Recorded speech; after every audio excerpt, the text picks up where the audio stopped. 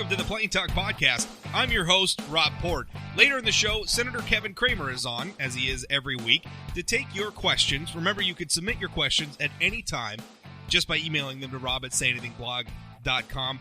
Also, every week, if you follow me on social media, I'm at Rob Port on Twitter. You can find me on Facebook. Just search for Rob Port. I put up threads, basically soliciting questions the day that I'm going to be interviewing the senator and also Congressman Armstrong, who's on every week, and you can submit questions there as well. We've been getting pretty regular, nice amount of questions every week, and really satisfied with it. It's my way of making these two members of our two-thirds of our federal delegation available to you to ask whatever's on your mind, even if it's not something that's, topical or in the news right now. If it's just something that's bugging you, you can get it off your chest. So that's coming up. But before we get there, a rant. Now, during our discussion, you'll hear Senator Cramer and I talk a little bit about the Green New Deal. When I interviewed him, he had actually just come off the Senate floor where he had been debating the Green New Deal. He'd been accused of being a puppet of the Koch brothers and everything else, which is a little bit ironic because Senator Cramer's campaign to be elected to the United States Senate was actually opposed by the Koch brothers, so not sure how he owes them anything. But whatever, it's a handy talking point for our friends on the left. The issue of the Green New Deal, though, the politics around it, is kind of interesting. Now, one argument that I've been hearing some make, and I think I want to think that it's a good faith effort to be sincere, a good faith effort to be rational and try to build consensus around sort of the left-wing view of the climate change issue. But I hear people formulating an argument in favor of policies like the Green New Deal like this. And the argument goes, well, even if you doubt that there's going to be this, climate change apocalypse in 10 years or 20 years or whatever the number it is we're using today, even if you doubt that happens, because people like Al Gore have been predicting that sort of thing for a long time. We've had a lot of overheated rhetoric from all sorts of, scientists and political activists and everybody, saying that the polar ice caps were supposed to have melted by now and the sea levels were supposed to rise and clouds of locusts were supposed to descend on us. Okay, I'm maybe exaggerating a little bit on that last part, but you get the point. Even though a lot of those predictions have obviously not turned out to be true, and even though a lot of the climate models that were started decades ago have turned out not to really predict climate change, what the actual global change in temperatures, all that accurately, setting aside all of that, their argument is, well, maybe we should just carry on like it's going to happen anyway, because what's the harm? I mean, if the models prove right, then okay, we averted disaster, right? Because we implemented the policies and we averted disaster and bada bing, bada boom, everything's good. And if the models aren't right and everything's inaccurate, well, at the very least, we just had to abide by some new policies. Now, what this is it's sort of a green politics iteration of what's called Pascal's wager. Now, if you haven't heard about this, Blaise Pascal was a French philosopher. He was a mathematician, a physicist from the 17th century. And his wager, what the philosophical argument that's known as Pascal's wager, was about belief in God.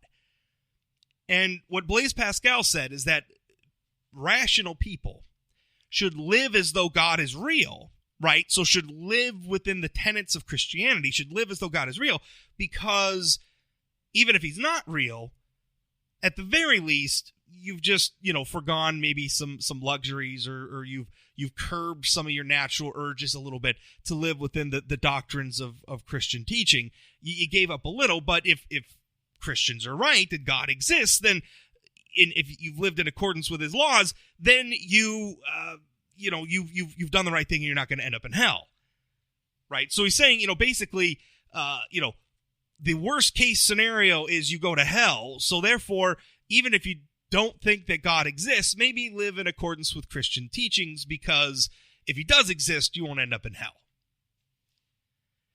There's a number of problems with this line of reasoning. Now, with Pascal's wager specifically, you could argue, well, what if the Christians aren't right? What if there is a God and it's not the Christian God? What if it's one of the Hindu gods? what if the Hindus have it right? What if the pagan Scandinavians had it right, and it's Odin and Thor? What if the Muslims have it right? We don't know.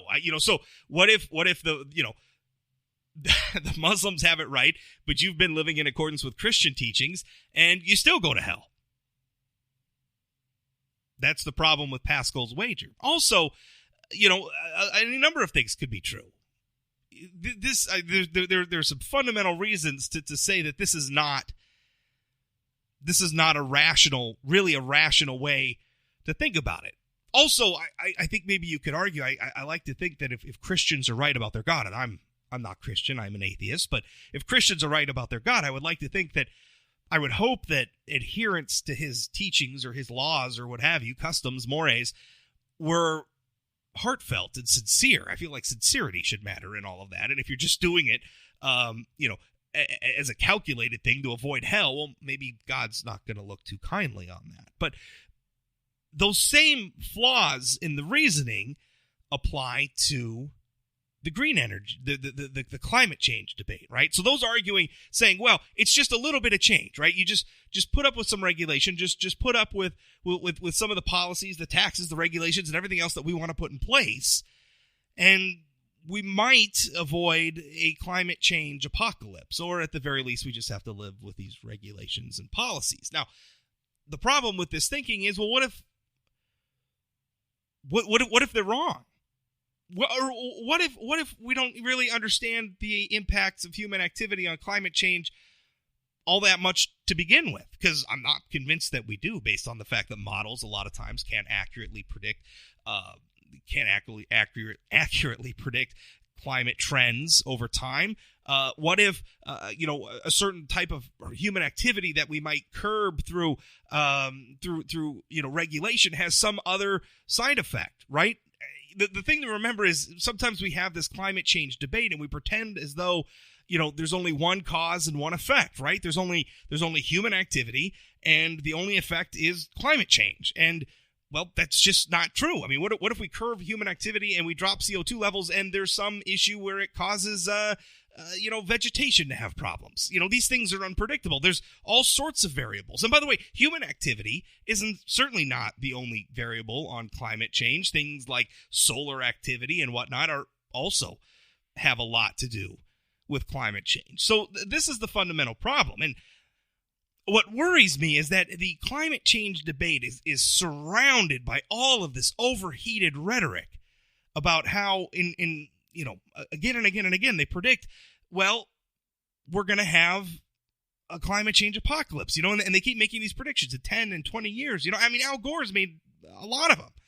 You could Google this stuff. Al Gore's made one prediction after another that just hasn't come true. You could go back. Remember that documentary he made a while ago, and the liberals were all nuts about it, and it won movie awards and everything. It's basically Al Gore showing a slideshow, but it won like an Oscar.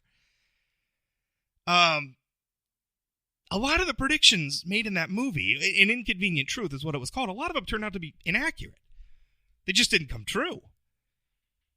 And so based on that track record of making these dire predictions, we are supposed to pass policy that has drastic impacts on the way we live our lives. For instance, the Green New Deal, as you'll hear Senator Cramer discuss, talks about phasing out fossil fuels entirely. Now, I got to tell you, we just came through a time in our neck of the woods, in fact, we're still going through it, with frigid temperatures. And there were times during this, what were they calling it? The polar vortex, right? Don't you love all the terms that the news media makes up to turn weather into like really exciting, riveting news, right? It's just weather, but now we're naming storms and we're naming weather patterns and everything. It's believe me, it's them jazzing up the narrative a little bit. I'm not being critical. It's just that's what they're doing.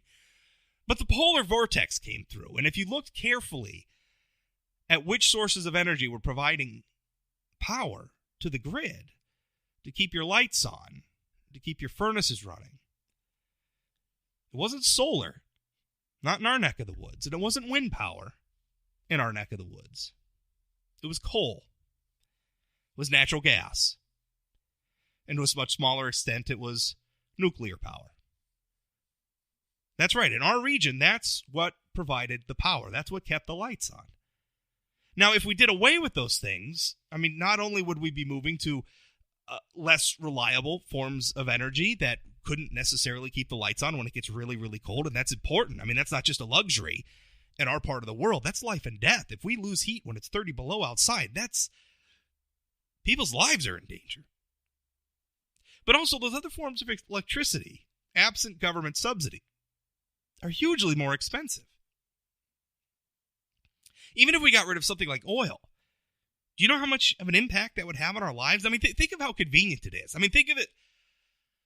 I remember one time I was driving through the North Dakota countryside with my grandmother, and we were looking at, I had one of those at the time. They were still relatively new, but I think it was a TomTom, right? One of those GPS devices. And as we were going by, it had these names of all these towns that, as we're looking out around us, we're not seeing these little towns, but the names were on there. My grandma was loving it because she remembered all these towns from when she was a girl, and her grandparents had homesteaded here in North Dakota from Norway, and she remembered all these little towns.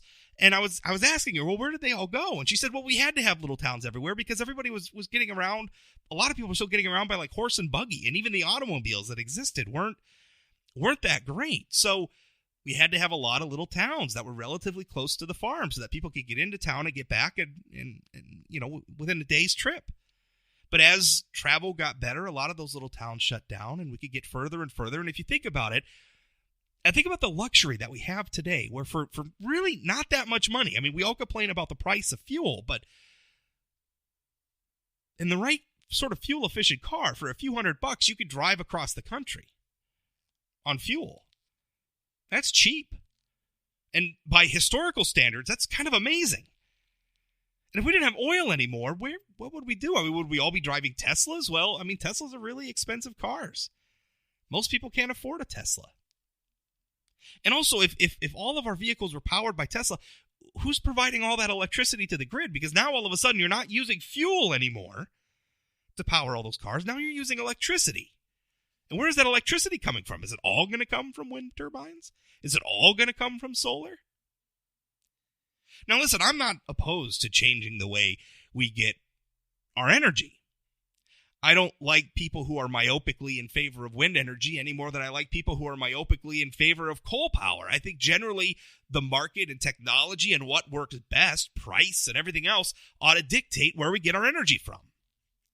And I think the marketplace, even knowing that our energy markets are not exactly free markets, they're heavily regulated. And, it's not like you could shop around on where you get your electricity from. I understand that. But there is something of a market. And I think generally I trust that to dictate where we get our energy from a lot more than I trust politicians.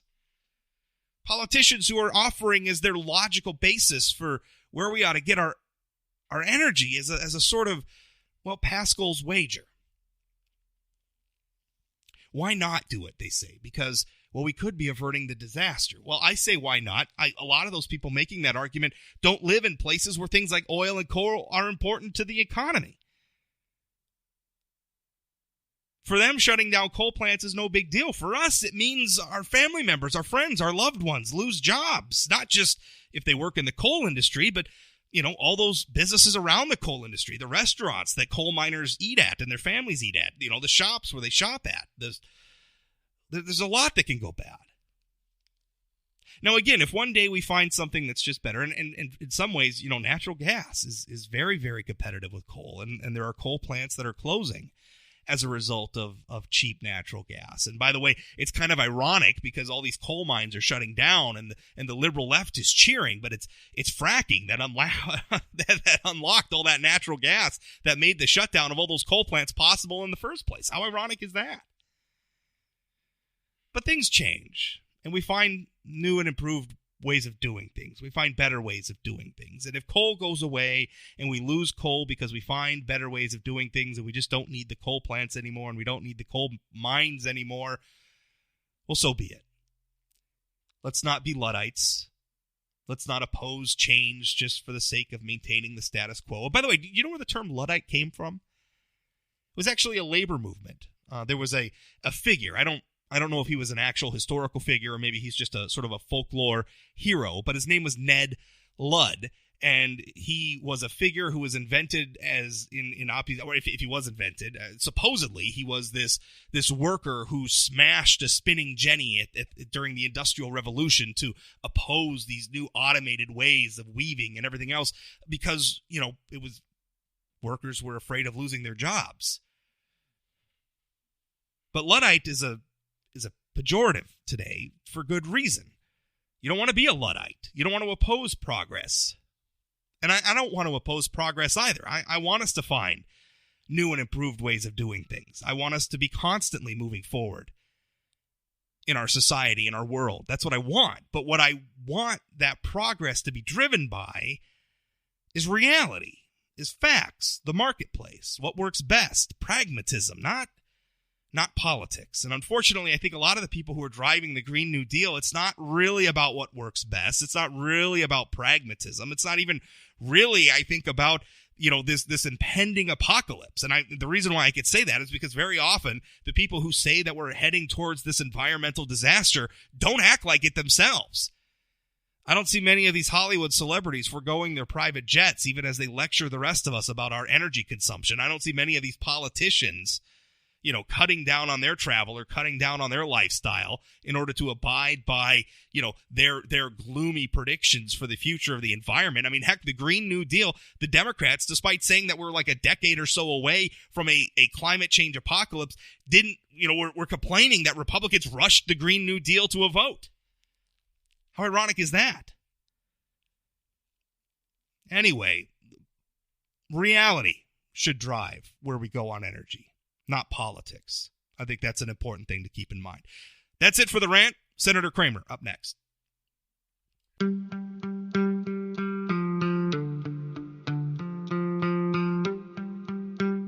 This episode of the Plain Talk Podcast is brought to you by Energy of North Dakota. Oil and natural gas from North Dakota strengthens all of America. And through our abundance of talents, innovations, and technologies, energy responsibly produced here translates to worldwide economic stability. With producers and our communities working together, we're securing a sustainable future that generation after generation can build on. It's all happening right now with Energy of North Dakota. Learn more at energyofnorthdakota.com. Senator Kevin Cramer joins me as he does every week to take your questions. We have several questions from Facebook, social media, as well as some emailed questions. And by the way, if you want to email in your questions for Senator Cramer, he's on every week, like I said. You can send those in to rob@sayanythingblog.com. You can do that anytime or watch for the threads I put up on social media soliciting questions. A lot of people enjoy submitting the questions that way. And Senator Cramer, busy day today. In fact, I just saw some video of you on the floor of the Senate talking about the Green New Deal. You had a little bit of a clapback at Senator Markey, who was talking about how this whole thing, all the opposition to the Green was all trumped up by the Koch brothers, pulling the strings of the Republicans. And you said, well, actually, Senator, the Koch brothers didn't want me elected, so I'm not sure how that works. Yeah, well, it was kind of a moment I couldn't resist seizing. Because he'd been railing all day about the Koch brothers and rallying up this opposition. I just wanted to remind him. I wanted Dad to feel better about himself and about me and not be so grumpy. So I wanted to warm his heart and let him know the Koch brothers opposed my candidacy, and I don't owe them a thing, and I'm grateful for that. Well, tell us a little bit about that debate today about the Green New Deal. I mean, because we've been hearing about it endlessly, and I think people are confused because at first it was a little nebulous. It was hard to know what the policy was, and now it's coming to the floor for a vote. And actually, despite being a co-sponsor of the legislation, Senator Markey didn't want it to come to a vote initially. So what's going on? It's very interesting. So you're right. Senator Markey he's really the prime sponsor of it in the Senate. Of course, the prime sponsor in the House is none other than Alexandria Ocasio-Cortez, and it's a socialist's dream. I mean, it calls for the complete elimination of fossil fuels by 2030, which means, of course, the end of jet fuel and automobile fuel and coal to generate electricity. It's a nightmare, but it is a socialist dream, and it has a lot of central planning components to it, including pay for people who work or people who choose not to work. It's pure socialism, and I think what they were objecting to so much was the characterization that came from a think tank's analysis that it could cost up to $93 trillion, which of course represents over 90% of the complete wealth in America, of every household in America. And, the idea that somehow we'd be off fossil fuels in 10 years, personally, I don't even think it's a noble goal, much less a realistic policy discussion or starting point. Do you, that debate's obviously going to go on, but what do you think is motivating them bringing it out? Are they really serious about this, or is this just them sort of trying to placate the more boisterous and left-wing factions of their base, the Democrats? Well, we'll find out when they start voting on it. I think, in the next couple of weeks, Senator McConnell intends to bring it up, so we'll find out how serious they are about it. 11 of them at least have co-sponsored it. So it's not like it's just a one-man show. At least 11 senators, Democratic senators, have co-sponsored this resolution. And I do think, that their point, one of the points at least they're trying to make is at least we acknowledge climate change is real. And I think what they miss, they say we have no solutions. We're just against what they're proposing. Well, we are against what they're proposing. What they're proposing is a disaster for economy, national security, and lots of other things. However, there are things that we've proposed, some things that have passed, other things that we're working on, things like carbon capture, utilization, and storage, things like refined coal, their energy efficiency programs, conservation. There are lots of things that we've and in many cases can get Democratic co-sponsors for. The problem with the Green New Deal, while they're all pandering to the far left, and especially those that want to be president because they feel like if they aren't on the same side as AOC, that somehow if they're not socialist enough, then they're not going to get the Democratic endorsement. I understand all of that, but I think this is time for serious people to step up. One of the things that concerns me about the Green New Deal is it is such a sharp, hard left turn that it makes it difficult, if not impossible, to negotiate for realistic things. So whether it's credits for wind farms and solar panels, or credits for coal and oil, it's tough to find any middle ground when you start out so far afield with what is just an impossible. It's a fairy tale, is what it is. Let's move on. President Trump's emergency declaration, you announcing that you're going to support it. Last time we talked, you were on the fence. You weren't sure how you were going to vote. Right. You're now saying you're going to vote in favor of it. What convinced you? Yeah. So what convinced me really as much as anything, and I just left a meeting with the vice president. He came to see us last week and laid out the legal case. That was very important. The Justice Department attorneys have been over to lay out the legal case. And that's really what convinced me, is that to consider this or call this a constitutional crisis because it doesn't recognize the separation of powers, and yet you can point right to statute. This isn't a constitutional issue. This is a statutory issue. Point right to statute that's not only been passed by Congress, but it's been used by presidents about 60 times in the past. We're not really setting precedent here. And so now we can have an argument that it's too much power, but if that's the case, then we ought to change the law. Right now, this policy position is very important. And here's the thing, Rob, with me. Remember when we avoided the reclosing the government, or at least part of the government, and we passed $1.4 billion roughly of new funding for barriers. Well, that wasn't very much money. It wasn't anywhere near what the Border Protection Agency, the Border Patrol think is necessary. But one of the reasons I voted for it was because I knew the president had other authorities and ways to move money to meet the objective. I wasn't convinced that he needed an emergency declaration to do that. And I think some other people aren't convinced of that, but he did. I think that there being an emergency at the border, I don't even think that's debatable. I mean, people might deny it. The reality is that this month alone, or the month of February, about 97% more family units and individuals, children, unaccompanied children, have been apprehended at the border than a year ago, February. And we see that crisis growing and growing. It's a humanitarian crisis that's got lots of things attached to it.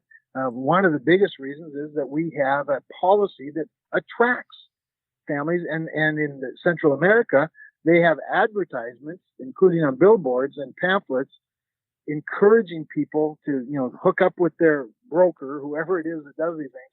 And for a small price, you can go to the United States of America. And when you get across, claim you're with a family and you'll be released.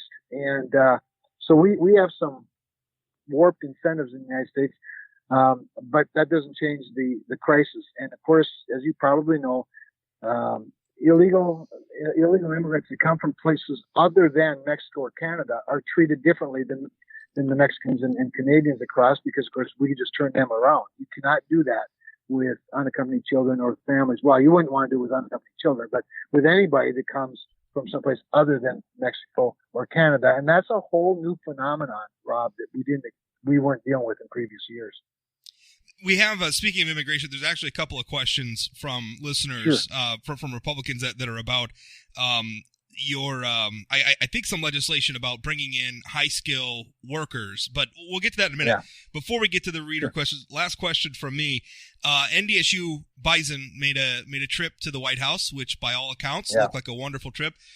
One of the linemen, Jack Albrecht, wore a socialist pin. Now, you and I have talked a lot about socialism, and we're seeing it's kind of popular with our Democratic friends these days. What'd you think of that? Him wearing that pin? It's fine. I mean, it was a respectful and appropriate, I guess, in his mind, expression. And he didn't. I don't think he demonstrated any disrespect in doing it, Rob. In many respects, I would say good for him. I'm proud of somebody that can respectfully come into the White House, appreciate the fact that you're there, and while at the same time making a little bit of a statement without, creating disruption or embarrassing any of his friends or his state. I really don't have any problem with it. All right, let's move to the questions from the audience. Nancy asks. And this is regarding the visa workers issue. Nancy asks, GOP, she's actually quoting from Breitbart here. GOP Senator Kevin Cramer is leading a drive to reward 300,000 Indian visa workers for taking college graduate jobs from at least 200,000 young, middle-aged, or older American graduates. She says this comes from a Breitbart story this morning. There was another question here as well. Because I want to lump all these together. Sure. This one was via Twitter. Frank on Twitter says, asks him how much bribe he took from Immigration Voice to support low-skilled, entitled, cheap laborers, H-1B workers, and backstab American workers. Ask him whether he knows his friends. Your State of the Union guest. His true allegiance is. So I guess some people upset with you supporting that reform. Sure. Couple of things. I'm gonna get out right here. Sorry, I'm in a cab, so I'm just gonna jump out. Couple of things. First of all, I took no bribes or even contributions that I know, but maybe from a few Indian nationals that are citizens. But you can't take contributions from people who aren't citizens of the state. Or at least aren't legal to be able to do that. But I've never taken a bribe from anybody, and certainly not from foreign nationals. It's the issue isn't letting them in or not punishing them. It's that they're already here. These per country caps. And by the way, the bill doesn't do anything to increase the number of immigrants. What it does is it removes the arbitrary per country caps. So in other words, it's the same number of caps for, say, physicians, doctors, software engineers from India or Pakistan as there are from Greenland. That makes no sense. We've been talking as Republicans for a long time about a merit-based immigration system. Where the immigration numbers or the immigrants that we allow in, we allow 1 million a year. That they would be more in sync with the skill sets and the education and the demands of our workforce. That helps grow the economy. In North Dakota, if we didn't have, some people from India, and India is the most often referenced country because it's a large country. Some of our hospitals wouldn't have doctors in North Dakota. Some of our places like Microsoft would be short of engineers. It's not like we have an economy where there are a lot of people looking for work. We have a lot of work looking for people.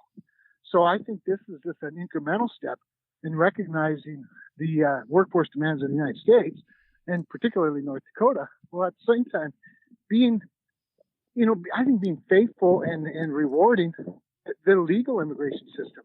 And a lot of these people have come, they work here on visas, they have their children here, and they end up having to go home every so often because they can't get a green card.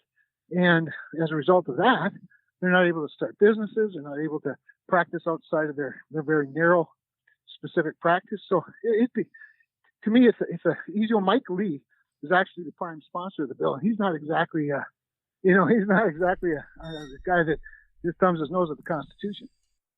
Yeah, no, that for sure. Now, next question, Val asks, I'm still mad about his vote to undermine President Trump's plan to bring our troops home. We sent Cramer to Washington to support the president, not to pull the rug out from under him. Why did Senator Cramer make that vote?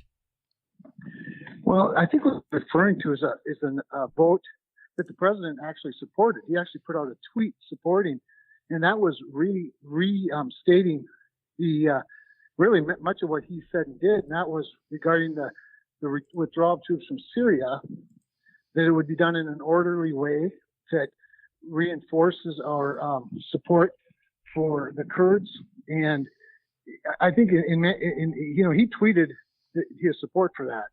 So I think some people got confused. They saw it as sort of an assault on the president's position, rather than what it really was. It was a support of the president's position. I think actually there were a number of people that were looking for clarity on the president's position with regard to Syria.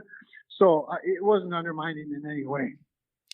Lee asks, will he support Senator Paul and Senator Udall's bill to end the war in Afghanistan? If not, what will it take for him to want to bring the troops home? Well, once again, this is something that the president's considering. He's considering doing that anyway. We'll wait and see what comes of all of that. But I haven't seen the bill that you're referring to.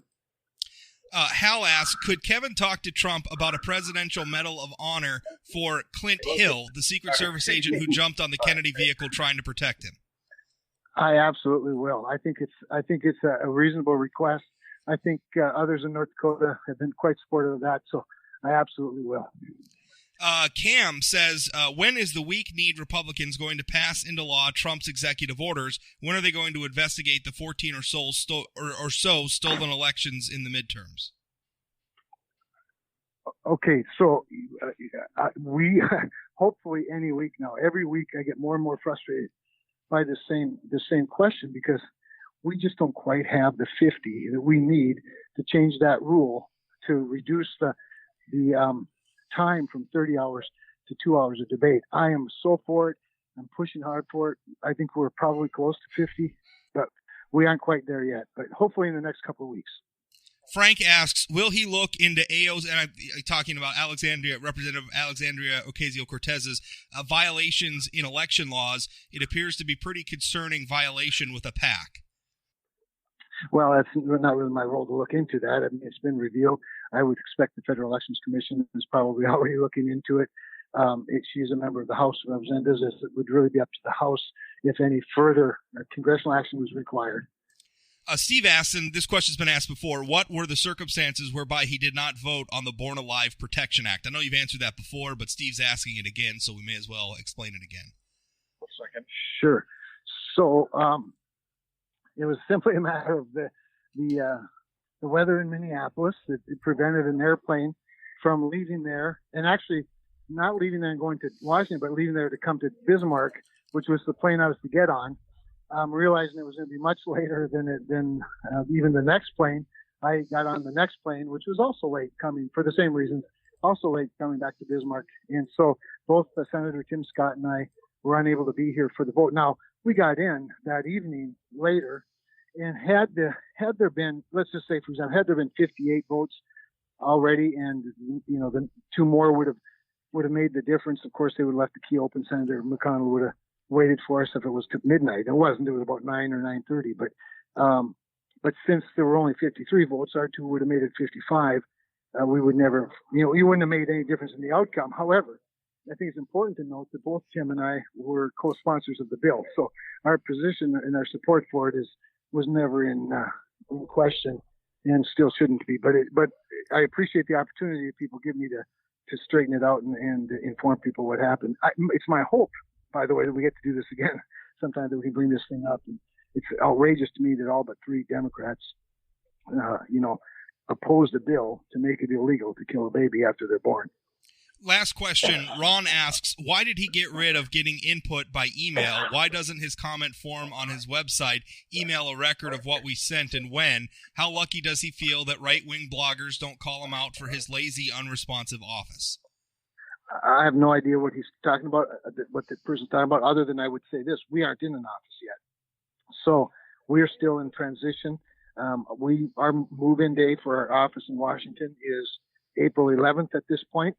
And then we don't have an office yet in Bismarck or Grand Forks. We have people that are working from home with their phones and their laptops, and most importantly, calling on constituents and doing constituent work. But we don't have a full system yet. The other issue is sergeant at arms security, and by that I mean cybersecurity and things like that. So all of that will come after we get into our office in the Russell Building on April 11th. Beyond that, if there's something beyond that I'm not familiar with it, we'll certainly look into it and see if we can find out more. But we are about a month away from moving into our new office. Kevin, thanks for your time, as always. It's always my pleasure. We did it on the run. We did. I was in the cab half We've the time. done that before. You can probably tell. We've done that before. That's right. Well, I appreciate you making the time. Thanks, You're always Rob. so generous. Thank you. Anytime. My pleasure. Bye-bye.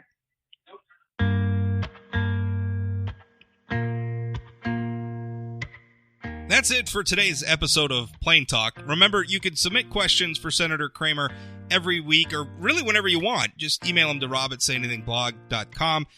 You can track me down on Facebook as well. Just search for Rob Port. You can search for the blog, Say Anything Blog, on Facebook. I'm at Rob Port on Twitter, at Say Anything Blog on Twitter.